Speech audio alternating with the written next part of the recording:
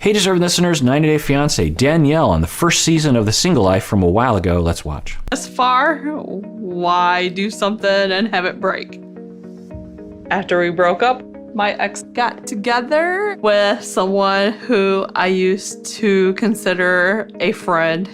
And I think that is one of the reasons why I have trust issues. Okay, so we're learning from Danielle about some of her history, that she was with the father of her kids, spouse, for 22 years, and that either cheating or broke up and then it sounds like breaking up and then started dating one of her friends.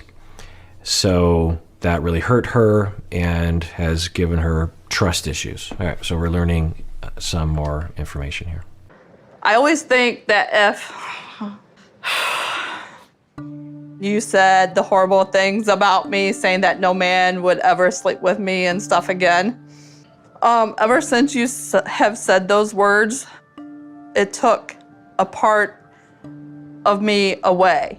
Okay, so at the encouragement of her friends, she's calling up Mohamed and wanting to express her feelings and maybe asking for an apology about what he said about during the tell-all about how no one would ever want to have sex with her because of the way she smells or something along those lines. And she's expressed a lot of insecurity about that. And another woman, a friend of hers, talked about how she was, I don't know, on a date, or a man randomly just said, "Oh, you have a bunch of cuts on your legs." And she's like, "Cuts? I don't have cuts on my legs." And she said, "Oh, it was actually cellulite." And she wouldn't wear shorts or a skirt for years because of that comment that someone made. And what I'll say about this is that, of course, those comments should be not said. And why would you say such a thing? And you should have some awareness or consideration. But really, the big problem is what we are as a society. Because as a man, I have internalized some of those messages for sure. It's not like men are not told to be ashamed of their bodies and who they are, but our self-esteems and who we are as a human being are not as much tied to our physical appearance as it is for women in our society. And so if someone were to say to me, well, actually, so a family member told me that essentially how do I put this? That I gained weight because I hadn't seen him since the beginning of the pandemic. You know, I won't go into the specifics of that, but it didn't really bother me. I remember thinking like, wow, if you said this to anyone else or to other people, I don't know if this would go over well, but I don't really care because I have self-esteem other places, or I don't know, I've just dealt with certain things in my life about who I am that I'm okay with that. It did get under my skin a little bit, but it didn't bother me the way that I'm guessing it would other people. Why is that? Well, it's because, as you know, society has not told me that I'm supposed to define myself by such things. I'm supposed to define myself by my career or my intellect or my manliness or something. And accusing me of those kinds of deficiencies will actually definitely get under my skin. If I'm accused of being stupid or wrong or inconsiderate, because I'm a therapist, these things will really irk me. They'll keep me up at night. And so when we have Danielle and her friend, those comments, no one will, especially on international TV, no one will ever have sex with you because of the way you feel, especially the way you smell, especially if it's your husband. But then that other fella that says it looks like you have cuts in your legs when it's cellulite, those are, like I said, obviously things you shouldn't say to anyone, regardless of gender, but it's what we tell people regarding what those kinds of statements mean. And for some people, it can be particularly devastating, right? And we need to change our society, and we are ever so slowly. Well, I don't know if we are changing because on some level, there's more awareness of it now than there was 50 years ago. But on another level, there's even more Photoshop and Instagram and messages and shaming of women's bodies that and not just women's, like parts of women's bodies, but like every single detail on a woman is scrutinized, you know? And some people some women do a lot of work to, shield themselves from those messages. But in some ways, I think we're worse now. But anyway, so Danielle, so there's that, which we could talk about, which I commented a little bit. Let me know what you think in the comments below. Share your experiences, get it off, support each other, always support each other. And also what we're seeing is Danielle is reaching out to Mohamed, asking for some, resolution around that. And this is good. Some people say, you should be able to move on and you should let it go. And, that's not usually humanly possible. And there's always a recovery. There's always an exploration. There's always a healing process. And sometimes you can accelerate that healing if you can go to the perpetrator of that harm and have a satisfactory corrective experience where he's like, yeah, I never should have said that. So let's see what happens. You also have to apologize for the stuff that you said too. Because you said so much. So I don't know what Danielle thought would happen. He did this when they met up before. I mean, he showed a slight bit of compassion and a slight apology, like a 10% apology, 90% non-apology apology. And he did this last time too. He's like, okay, I think in his mind, he's like, okay, I did that wrong, but I can't admit I did something wrong until you admit you did something wrong, which, you could grant him if he was absolutely harmed during that time.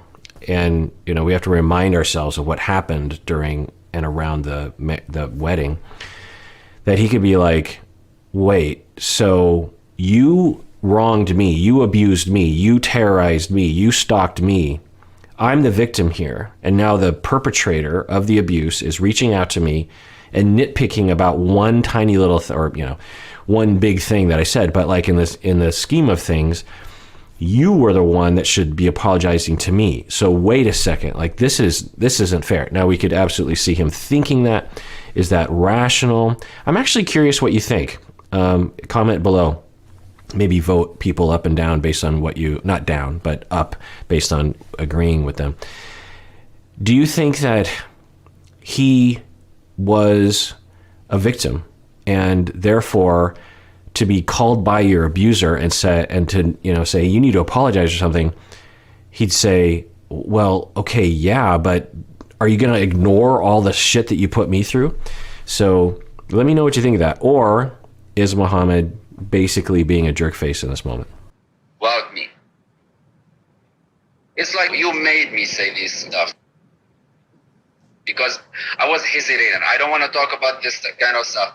You started talking about it. It's like, so, okay, that's kind of true. And they never show the prompt that preceded, whenever they do the flashbacks, they just show basically in the middle of the conversation when he starts to say what he said. No one would ever have sex with her, because of the way she smells. But I'm trying to remember the exact sequence, but I remember watching it and thinking, okay, he kind of has a point. I mean, there's so many other ways he could have gotten out of that, but he was kind of backed into a corner, kind of. And he was seemingly trying to avoid bringing that up. He was just like, I just don't want to talk about it, if I remember right. And then there was more kind of doubling down. And again, there were so many other ways out of that conversation elegantly. And he just, went, fine, I'm just going to tell you what's happening. So it wasn't like he just said, hey, I have something to say. I just want to insult this woman. There was kind of a reason for it. But again, there were so many other things he could have said. So he has a point, I think, in this moment. But again, you could still just apologize. You'd be like, yeah, I kind of felt like I was backed into a corner. There were so many other things I could have said. But yeah, I'm sorry that I said. I mean, it's awful what I said. He could just say that. Hey, deserving listeners, as you all know, I am constantly recommending that people go to therapy. We all need therapy from time to time. Well, one of the options available that is definitely worth checking out is BetterHelp. If you're looking for a therapist, I would give it a try by going to betterhelp.com/Kirk. Make sure you use the promo code Kirk because you get 10% off your first month. and it really helps us out. As you watch these videos, I know many of you have been motivated to find your own therapist, which is great because you deserve it. And I know also that it can be hard to find a good fit, find the right one for you. Well, one of the options available in terms of your shopping is to go to betterhelp.com/Kirk. I've been told you can start communicating with your therapist in under 24 hours. You can message your counselor at any time, plus you can schedule weekly video or phone sessions.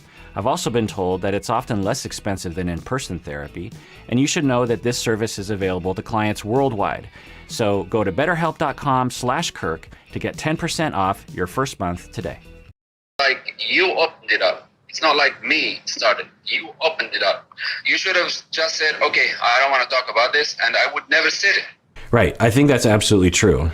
I don't think that because she opened up the topic that it made it automatic that he should say what he said. Again, he could have said something like, look, I feel like I'm being accused of not having sex with her just because I'm a jerk face.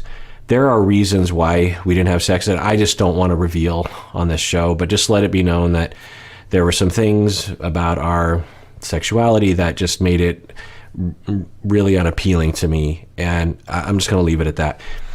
And we've talked, me and Danielle, we've talked about it. I don't want to bring it up. Did Danielle actually even bring it up? I forget. Anyway, so I think he's basically right here, but again, he's ignoring one, that there were so many other things he could have said in defense of himself, and two, he still said it. And even though he might have been prompted and sort of backed into a corner, he could still just apologize. Just be like, yeah, that was an awful thing to say. When we were married, Mohamed used to put a lot of the blame on me, and he's doing it again. When you're an adult, you should be able to admit right off the bat. Yeah, but as far as we know, she has not done that. We don't know of all the conversations they've had and all the interviews, but to my memory, she's never, Danielle admitted to the wrong that she committed as well. Did she hit him as well? Was there violence? At the very least, she demanded sex. She said, you can't leave the room. She stalked him. There were all sorts of behaviors that she could also apologize for. So two wrongs don't make a right, of course, but to not apologize for the things you did and to only expect apologies from the other person is not likely to produce positive outcomes, especially with him. He seems really, from the beginning, he's had a really hard time admitting any kind of fault and showing any kind of vulnerability. I think he might think, well, if I admit fault, then I'm wrong, and then everyone will hate me, so I have to uphold this narrative that, like, she was the bad guy. And again, maybe that's justified, but I don't think we're going to see anything positive from this interaction. Don't drag me into any kind of drama again. I'm trying to fix my life. I know you are. With this, so please do not bring any drama to my life anymore. Hi, Mohamed. We've never met you. We're her friends and we never met you, so it's not fair for us to judge you as a person because we don't know you. Okay, that's interesting. Good friend. Just like, we don't know you. It's not fair for us to judge. So that's a good opener from a friend. I thought the friend was just going to let him have it, which, could be justified. But it's, to be more diplomatic, I'm guessing what the friend is like, well, I think for Danielle's sake, it'd be good if we actually did elicit some kind of compassion from him. So if I come from a diplomatic standpoint, maybe we can elicit that. Let's see how she does here. There are no excuses for any kind of anger or words. You know what I mean? I've been through a lot. Of course, I regret saying those things because when someone gets mad, you just say anything to make the other person feel heard. Great. Kudos to Mohamed for saying that. He could have said more, but it's definitely in the right ballpark. Kudos to the friend for being diplomatic. I don't know if we've ever seen that sort of maturity and diplomacy from a friend on this show. And kudos to Danielle for giving this a shot and asking for support. This is working out pretty well. I'm not supposed to say that, and I regret it. Sorry for saying that. She's the only person that she did like a lot of good stuff to me here in this country. That's really good to With hear. all the fights, even with all the fights, all the nasty stuff, she did a lot of good stuff to me. Okay, and she's a good person. Wow. I did not expect this to happen, given how it started. And, you know, for Danielle, this is a huge moment. She's like, this is huge. That she, you know, and she needed someone else to be there to help her, which is just great. And I'm really happy for the two of them, mainly for Danielle, because she really emotionally has been waiting for just some compassion, some apology, some niceness, some humanity from him. And she's getting it right now, which is, you know, it's great to see. And we can really give a lot of props to the friend here, that diplomatic approach of just like, hey, you know, I can't judge you, but, you know, there are certain things that you say in anger that we can all just recognize that we regret, right? And then that opens the door for him. And good kudos to Mohamed for saying that too. She's a hustler. She's been by herself, raising 4 kids. And if we put all the drama stuff aside, I respect her as a person. Are you doing okay? Yeah. It's just he's never said that before. Yeah, that's great. It's really kind of a touching moment. And, you know, life is messy. Their life has been messy. And we could still point to behavior that we would say, oh, you know, let's not repeat that, or let's look at that a little bit more closely. Let's take responsibility, Danielle, for what you did. But, you know, we just have to take a guess and say that Danielle has been through a lot. And it's going to take a lot of time to unpack and recover. And along the way, she might have some difficult behaviors, but maybe this is the beginning of the road to recovery of potentially a lifetime of difficulty. This apology, it means the world to me. I have kept this bottled up for years since he has said it. It feels good to get it off my chest, and I feel relieved that he understands what he did was wrong. And I just want to say, I don't know if I've ever said this in a reaction video before, but the gift that you can give someone by apologizing, by taking responsibility, even if it's years later, I think we can all use this moment to take some inventory of some regrets that we have, some things that we said, even if we felt at the time it's justified, even if the other person did bad things to us, you know, let's take the high road. Let's be the good people. Let's start the ball rolling.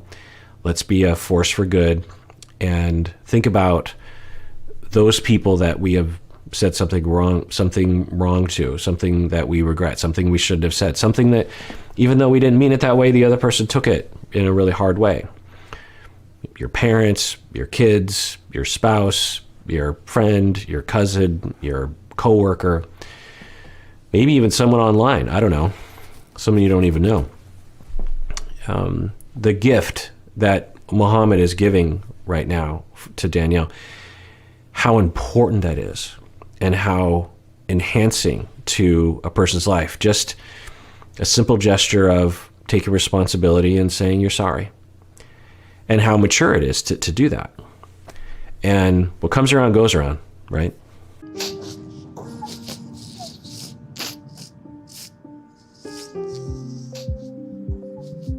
I'll talk to you later. Okay, later. Bye. Bye. You did so good. We love you, Danielle. Yeah, we love you. I don't think I've ever seen such great friends, such supportive, healthy, differentiated, helpful friends. It's nice to see.